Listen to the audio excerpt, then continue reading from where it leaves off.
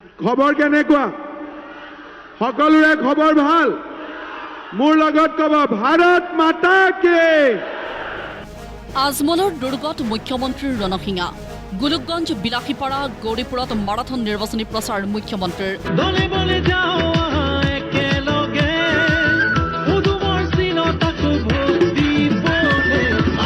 গোলকগঞ্জত প্ৰথমখন নিৰ্বাচনী সভাতেই ৰকিবুল হুছেইনৰ বিৰুদ্ধে আক্ৰমণাত্মক হৈ পৰে মুখ্যমন্ত্ৰী।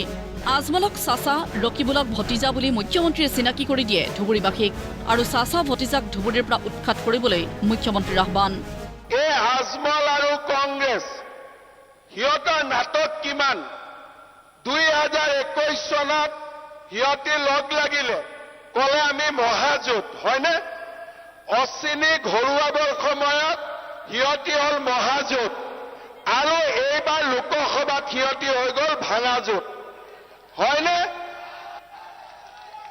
যেতিয়া সিহঁতৰ মেজাজ ভাল থাকে চাচা আৰু ভতিজা একে হৈ যায়। ৰকিবুলো ইমান শকত, আজমলো ইমান শকত, তথাপিতো দুইটাই সাৱটি ধৰে, হয়নে? হয়নে নহয়?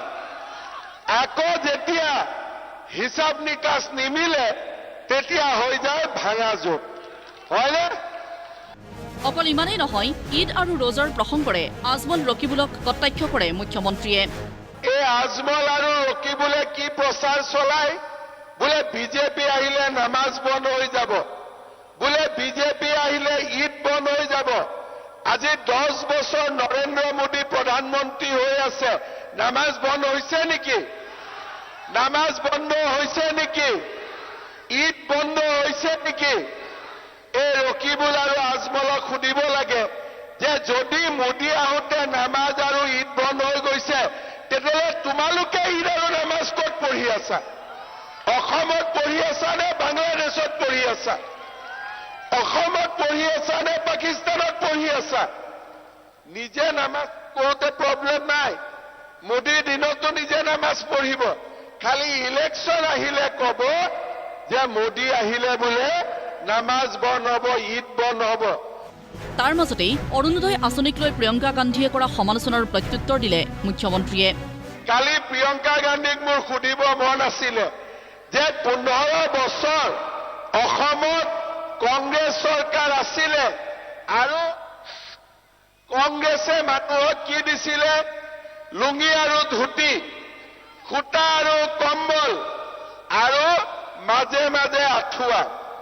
এইটো আছিলে তেওঁলোকৰ আঁচনি। কোনো ল'ৰা ছোৱালীক চাকৰি দিয়া নাছিলে, উদ্যোগ অনা নাছিলে, কৰ্ম সংস্থাপন কৰা নাছিলে। কি গোলকগঞ্জ, কি বিলাসীপাৰা, কি গৌৰীপুৰ, প্ৰতিখন নিৰ্বাচনী সভাতেই আজমল আৰু ৰকিবুল হুছেইনক তোলাধনা মুখ্যমন্ত্ৰীৰ।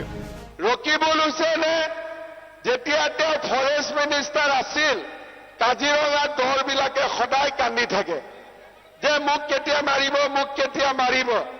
আজি অন্তত গড়বিলাক শান্তিত আছে।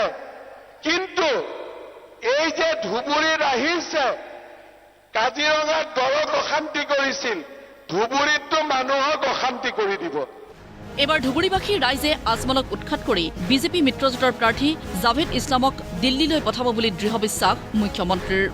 ব্যুৰ' ৰিপৰ্ট, প্ৰতিদিন টাইম।